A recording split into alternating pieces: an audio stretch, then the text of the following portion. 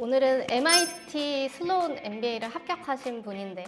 사실은 이분은 장학금 46,000불까지 지극히 평범한 직장인이 어떻게 탑 MBA 스쿨을 합격할 수 있었는지 오늘 그 비법 끝까지 지켜봐 주세요.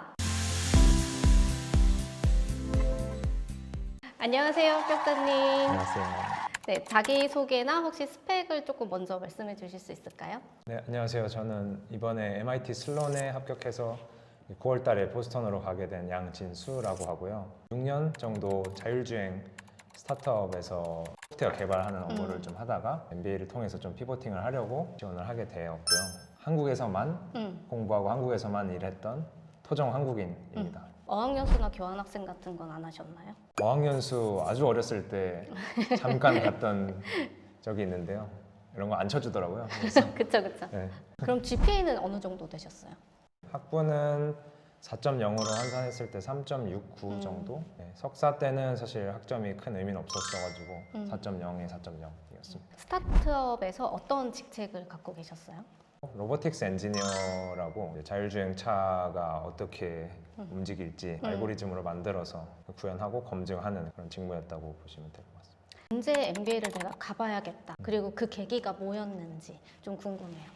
어렸을 때부터 좀 막연하게 MBA에 대한 건 좀 알고 있었어요. 그러다가 이제 엔지니어로서 깊이가 깊어지고 이 도메인에서 나중에는 나오기가 좀 힘들 수도 있겠다. 그러면 내가 지금이라도 내가 하고 싶은 게 뭔지 정확하게 찾아서 좀 도전을 해봐야겠다라는 생각을 좀 했던 것 같아요. 총 몇 개를 지원을 하셨죠? 각 라운드별로? 1라운드에 6개 썼던 것 같고 2라운드에 2개 썼던 것 같고요. 어디 합격하셨죠? 이제 좀 자랑 타임. MIT 슬로운 그리고 콜롬비아 CBS 합격했고 켈로그 합격했고 NYU 스턴 AT 어스틴까지 네, 그 중에서 kell로그 한 군데만 빼고 다 장학금 받지 않았어요? 그랬던 것 같아요. 네. 그렇죠? 우리가 언제 만났는지 기억나세요? GMAT 시험을 아마 3번 보고 나서 이제 전략을 짜야겠다라는 시점에 너무 고민이 많았어요. 어떻게 지원해야 될지, 어디를 지원해야 될지에 대한 감이 전혀 없을 때 이제 이거 일단 들어봐야겠다라고 해서 그때 만나게 됐던 것 같아요. 그때 원데이 클래스를 듣고 나서는 좀 어떠셨어요? 좀 정리가 되셨어요?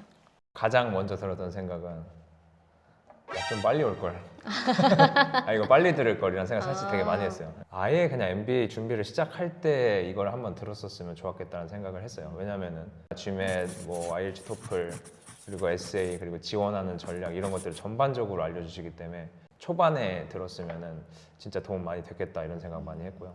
제가 기억하는 게 제가 몇 개의 질문을 들고 갔어요. 있는 이 점수로 에세이를 지금 쓰면 될지, 지원을 한다면 학교를 어떤 식으로 해야 되는지 전혀 감이 없었기 때문에 그 얘기를 다 여쭤보고 설명을 다 들었던 그 기억이 있습니다.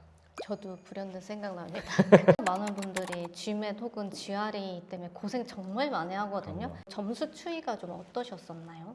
5번 다 채웠고요. 결국은 일단 1라운드에는 3번의 GMAT을 보고 지원을 했고 1라운드 끝나고 나서 2라운드 전에 이제 2번의 기회를 더 써서 일단 시험을 봤고요. 시험이 675점이 나왔었는데 제 성향이 600점만 넘자, 좀 천천히 가는 스타일이어가지고 그런 마인드로 시험을 임했던 게 오히려 효과가 좋아서 오히려 그게, 마음이 가벼웠었구나. 피어슨에서 시험 보고 뭐야 이거 하고 이게 맞나 하고 내 바로 점수 맞아?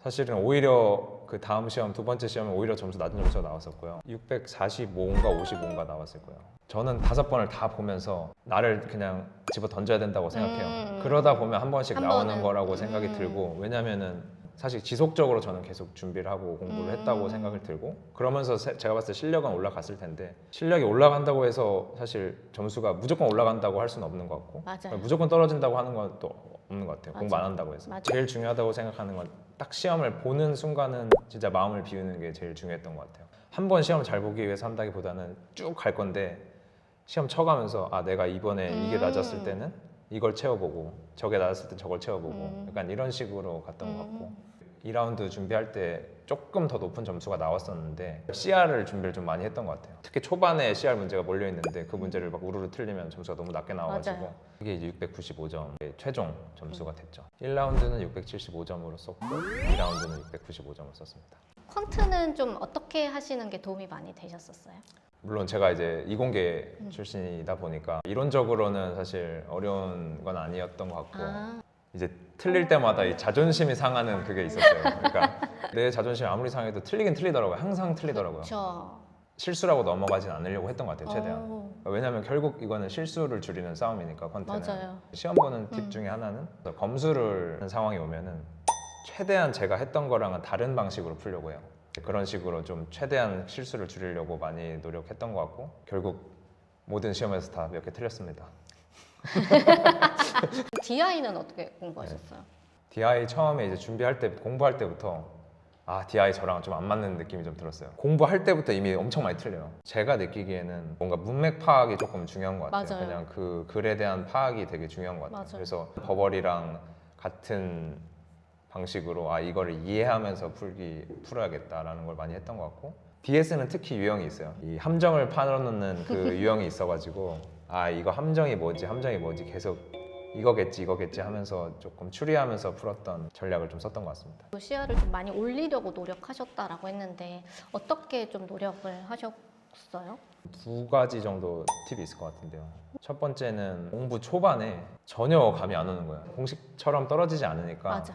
결국 내 느낌대로 풀고 있더라고요. 맞아요. 그래서 유형별로 문제를 아예 주르륵 많이 풀어보는 걸 몇 번 했어요. 그러고 나니까 어썸션이면은 어떻게 풀어야 되겠구나. 좀 이런 거에 파악이 됐던 것 같아요. 그리고 후반에는 급하게 푼다고 풀리는 문제 아니다라는 그쵸. 생각이 들어가지고 아예 시간 신경 안 쓰고 한 문제 한 문제를 좀 딥다이브를 했어요. 맞춰보자라는 마인드로 많이 했던 것 같아요. 뭐 시간 얼마나 걸리든 상관없으니까 이 지문 파악한 다음에 답이 어떤 게 나와야 되는지 조금 생각하고 그리고 풀고 하나하나 한 문제 한 문제 그런 식으로 풀면서 이제 좀 문제 푸는 양을 좀 늘렸거든요. 그게 오히려 빨리 푸는데도 도움이 좀 됐던 것 같아요.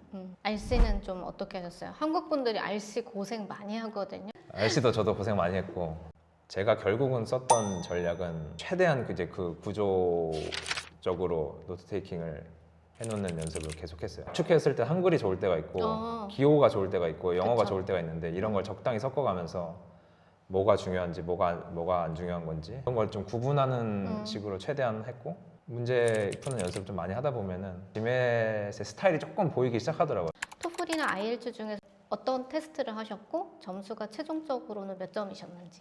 IELTS가 좀 더 쉽다 그래가지고 IELTS 봤습니다. 사람이랑 대화하는 게 저는 낫다고 판단을 해서 사실 IELTS 그러니까 결국 한국인은 스피킹이랑 라이팅을 어떻게 할 거냐의 문제인데 맞아요. IELTS 스피킹이 토플 스피킹보다는 낫지 않을까. 처음에 시작했을 때는 오버롤이 7.0이 나왔었던 것 같아요. 스피킹이랑 라이팅이 어쨌든 6점대가 나왔고요. 이걸로는 부족할 것 같다. 푸시를 계속 해주셨고 저도 사실 좀 만족스럽지 못한 상태에서 한 번 더 봤을 때 7.5인가 나왔었던 것 같고 맞아요. 한 번 더 푸시를 해주셔서 세 번째인가 네 번째 봤을 때 이제 8.0이 나왔던 것 같아요. 스피킹 라이팅이 다행히 7.0이 나와가지고 근데 7.0을 받을 수 있었던 좀 비법이 있다면 뭘까요?